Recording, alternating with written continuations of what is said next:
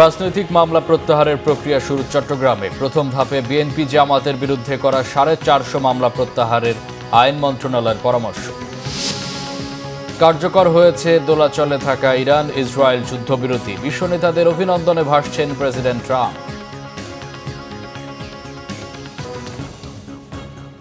দেখছিলেন crown cement সংবাদ শিরোনাম, এবার বিস্তারিত।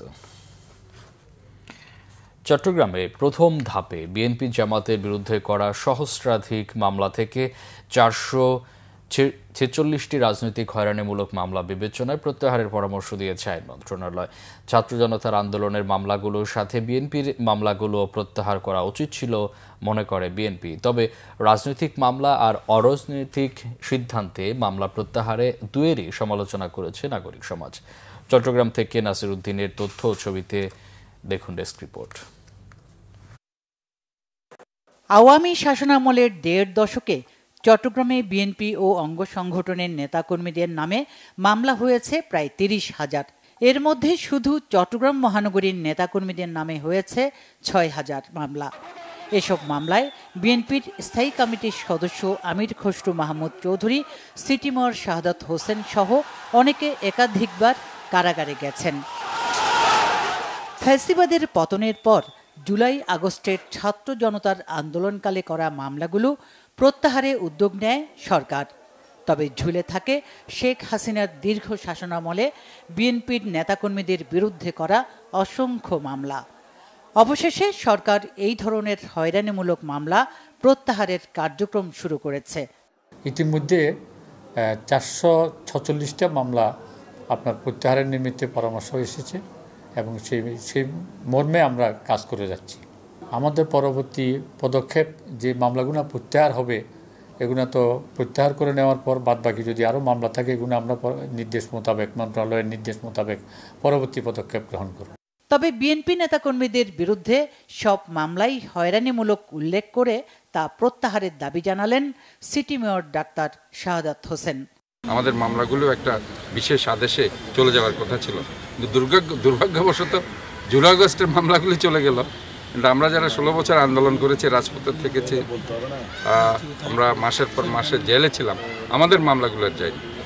আমি মনে করি এটা আমাদের জন্য একটা আসলে বৈষম্য। রাজনৈতিকভাবে মামলা করা আর তা ক্ষমতার বলে প্রত্যাহার, এই দুয়েরই সমালোচনা করলেন নাগরিক সমাজের প্রতিনিধিরা। সিস্টেমের কোনো পরিবর্তন হয় নাই, চেহারার বদল হয়েছে। চাঁদাবাজি, ঘুষ, দুর্নীতি, অনিয়ম, মামলা দায়ের, মামলা প্রত্যাহার এবং নতুন করে আরও অনুষঙ্গ যুক্ত হওয়া ছাড়া চুল পরিমাণ পরিবর্তন হয় নাই, বরং মানুষের, নাগরিকদের হয়রানি ভোগান্তি বেড়েছে। শুধু রাজনৈতিক মামলাই নয়, সাধারণ মানুষের কারো নামে মামলা থাকলে সেইগুলো বিবেচনায় নেয়ার দাবিও নাগরিক সমাজের। Bangla vision news desk. সংক্রমিত ব্যক্তিকে শারীরিকভাবে দুর্বল করে 2 সপ্তাহ পর দেখা দিচ্ছে করোনার লক্ষণ। ডায়াবেটিস ও ইনফ্লুয়েঞ্জা সহ অন্যান্য রোগ আছে এমন বয়স্ক ব্যক্তিদের সতর্ক থাকার পরামর্শ রোগতত্ত্ববিদদের। ঝুঁকি এড়াতে বয়স্ক ব্যক্তিদের করোনার টিকা নেওয়ার পরামর্শ তাদের। বিস্তারিত মোবাশ্বের আহমদের রিপোর্টে। সচেতনতার অভাবে খুব ধীরে হলেও বাড়ছে করোনা ভাইরাসের সংক্রমণ। স্বাস্থ্য অধিদপ্তরের তথ্য মতে চলতি সপ্তাহে প্রতিদিনই বাড়ছে ভাইরাস আক্রান্ত ব্যক্তির সংখ্যা। তবে এই নিয়ে জনমনে নেই সচেতনতা, কিছুটা ঢিলেঢালাভাবেই চলাফেরা করছেন অনেকেই। ডিএনসিসির কোভিড ডেডিকেটেড হাসপাতালেও প্রতিদিনই বাড়ছে করোনা পরীক্ষার সংখ্যা, ভর্তি রয়েছে অনেকে। রোগতত্ত্ববিদেরা বলছেন এবার আক্রান্ত হলেও লক্ষণ দেখা দিচ্ছে দেরিতে। একজন রোগী সংক্রমিত হওয়ার পরে 2 সপ্তাহ পরে তার লক্ষণ দেখা দেয়। যদি সেই রোগী অন্যান্য রোগে ভুগেন বা ঝুঁকিপূর্ণ জনগোষ্ঠীর মধ্যে, যেমন বয়সটা বেশি বা গর্ভবতী নারী, তারা কিন্তু সংক্রমিত হওয়ার 3 সপ্তাহ পরে তার অবস্থা গুরুতর হওয়া শুরু করে। 3 থেকে 4 সপ্তাহের মাথায় তিনি মৃত্যুবরণ করতেও পারেন। কাজে এখন যে মৃত্যুগুলো হয়েছে, এগুলো অন্ততপক্ষে 3 সপ্তাহ আগে তারা সংক্রমিত হয়েছেন বলে ধারণা করা যাবে। টিকা নেওয়ার পাশাপাশি ডায়াবেটিস ও ইনফ্লুয়েঞ্জা সহ অন্যান্য রোগ আছে এমন বয়স্ক ব্যক্তিদের সতর্ক থাকার পরামর্শ দেন এই রোগতত্ত্ববিদ।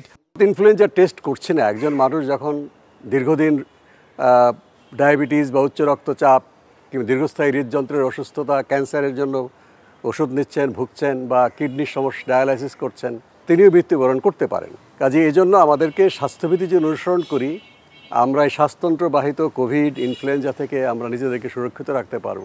এদিকে ঢাকাসহ সারা দেশে ডেঙ্গু আক্রান্ত ব্যক্তির সংখ্যাও বাড়ছে। চলতি সপ্তাহে প্রতিদিনই আক্রান্ত হচ্ছেন শতাধিক ব্যক্তি। মৃত্যু না থাকলেও গেল 24 ঘন্টায় নতুন করে আক্রান্ত হয়েছেন আরও 394 জন। তবে ডেঙ্গুর 4টি ধরনের মধ্যে পরপর কোনো ব্যক্তির 2টি ধরন দেখা দিলে জটিলতা সৃষ্টি হতে পারে বলেও জানান রোগতত্ত্ববিদেরা। ডেঙ্গুর জন্য আমাদেরকে সবচেয়ে আগে দরকার রোগীর মৃত্যুটা কমানো। মোবাশ্বের আহমেদ, বাংলা ভিশন, ঢাকা। এই ছিল এখনকার মতো। পরে সংবাদ সকাল 11টায়। এছাড়া বাংলা ভিশন সংবাদ ও সংবাদ সংশ্লিষ্ট অনুষ্ঠান দেখতে ভিজিট করুন www.bpnews24.com ও facebook.com/banglavisionnews এবং সাবস্ক্রাইব করুন youtube.com/banglavisionnews। এতক্ষণ সাথে থাকায় অসংখ্য ধন্যবাদ।